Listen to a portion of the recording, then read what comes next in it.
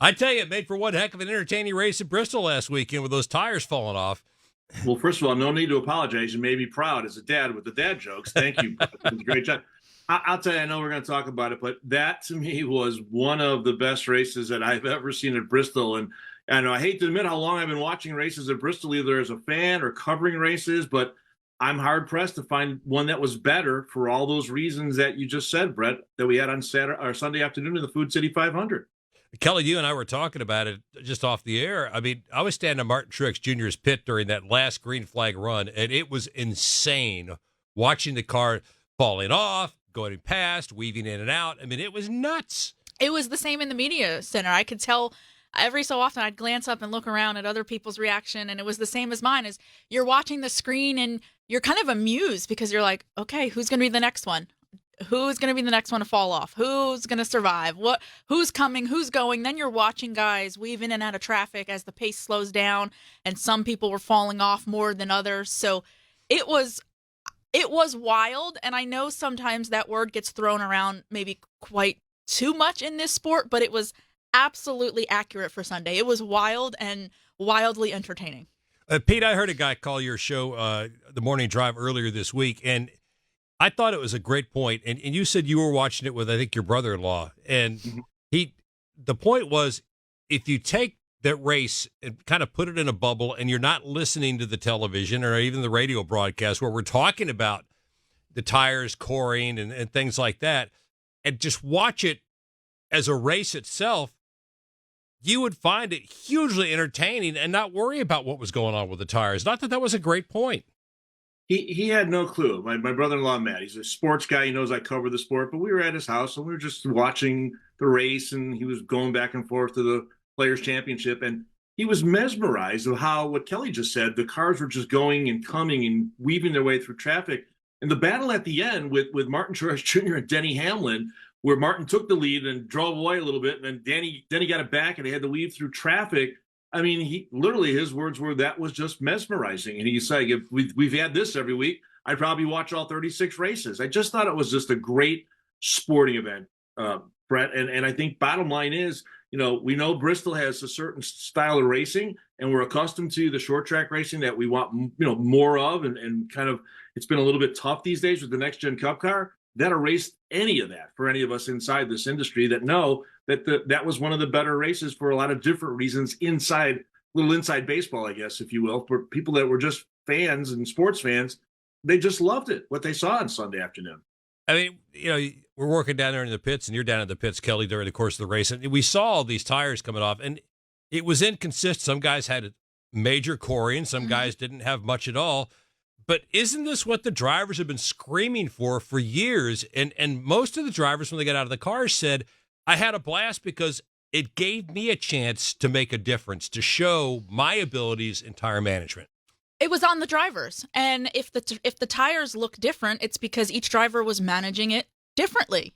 Some did it better than others. And as Chase Elliott said today when he was doing some media, he's, for anybody who's going to be concerned and say, well, if we were to do this in the fall and it's a playoff race and, people are going to complain, and Chase turned around and said, look in the mirror. You did it to yourself. Like if the drivers and the teams knew what the variables were, you obviously knew tires were wearing out. Some of them went down to the cords. Some of them were worn, but they weren't worn out. Some very few blew out. And it was all because of what the drivers were doing behind the wheel. And as you said, Brett, it's exactly what they wanted. They wanted to feel like they were in control, and it was in their hands, and their talent and their technique, as Denny Hamlin would say, came into play. It was up to them how hard they pushed that race car because they knew what the deal was with the tires. So I think seeing all the tires look different is a good thing because, again, I think that plays into it. It meant that every driver was doing something different. It wasn't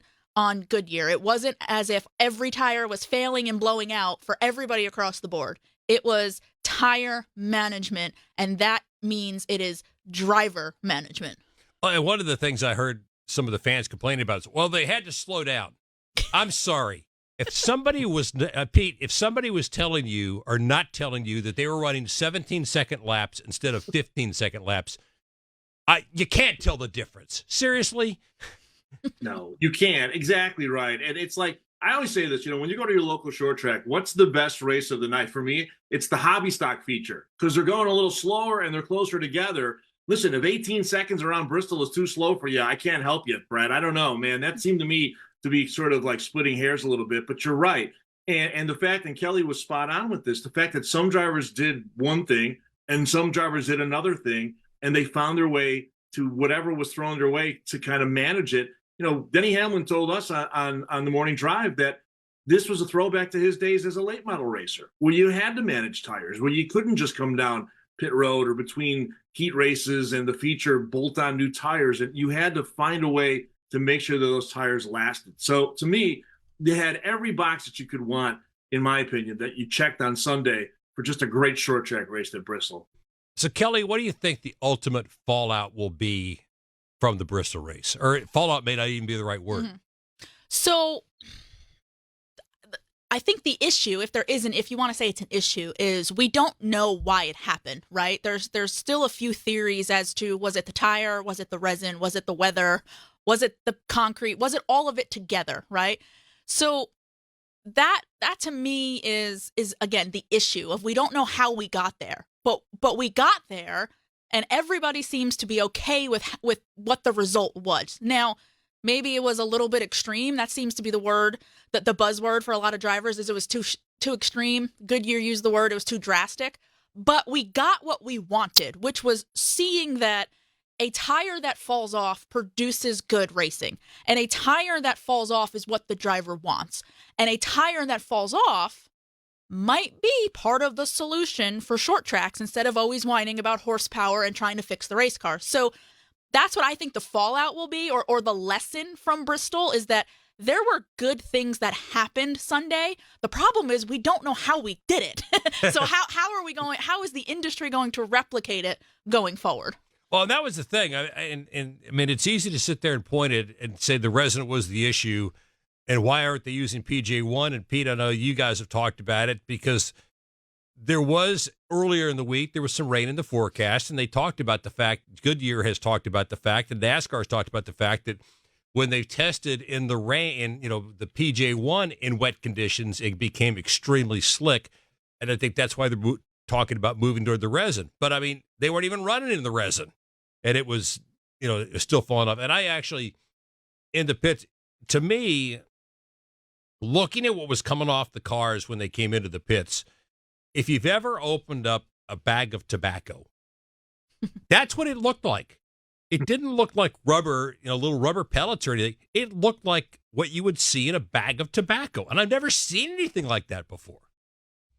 Well, it's a giant science experiment. I mean, Kelly's exactly right. I mean, there's a lot of different theories. In my opinion, there was a lot of different reasons of why we got to where we got. Denny Hamlin told us on SiriusXM this week that he used the term viscosity. So, the Professor Hamlin throwing that out there about that difference of the rubber compound, the concrete surface, the temperature, all those things. I don't know, but at the end of it all, it just turned out to be great. How do we replicate that without it being quite as extreme as Goodyear put it? That's kind of where we are right now. If we can get more of that and less talk about the horsepower, which again, the drivers want more horsepower because the end game of the more horsepower is exactly what we just saw on Sunday, would burn up the tires a little bit more and put it back in their hands. So we can find sort of that sweet spot between what we saw where it was a little bit drastic for some and maybe not bolting on tires to let them last for 150 laps. I think that's where NASCAR and Goodyear is trying to find a spot when we get back to Bristol and going forward for more of these short tracks here down the road.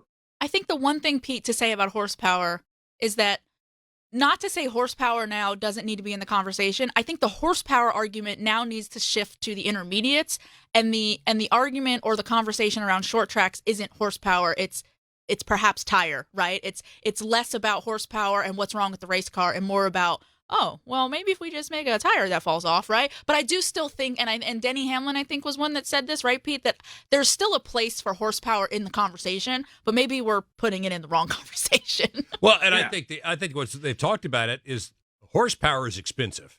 Yeah. And that may be the one thing when you start talking about trying to add horsepower. If you're talking about cost containment, Pete, that's where it really hurts. Well, raising the horsepower doesn't sound like it's going to be that expensive, to your point, Brett, but then it's all the byproducts of that, the unintended consequences, the other things that go on inside the engine when you raise the horsepower. So that's, again, this battle that we're in right now, where NASCAR has been pretty firm about what you just said. We're trying to contain costs.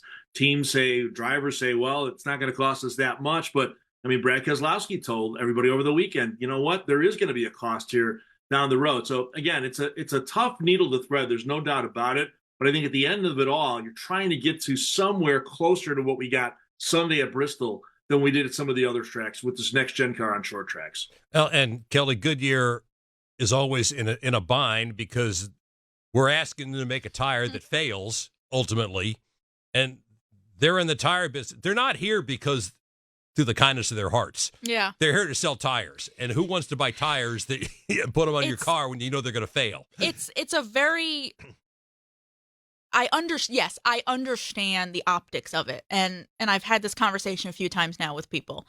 I think I might be in the minority though when I say that I understand exactly the box Goodyear feels that they are in, right? It's the optics of we don't want to make race car tires that look like they're not worth a damn. And then people are going to think, well, why should I buy a Goodyear tire for my road vehicle? I think that we are all responsible for trying to change that narrative because I think a racing tire, there's no correlation. There should not be a correlation between what I'm seeing on the racetrack with a Goodyear tire that should make people think they don't want to buy a road tire. A road tire, as Chris Gabehart perfectly described it, should be a 1,000,000-mile tire. It should be perfect for your road vehicle and your everyday life.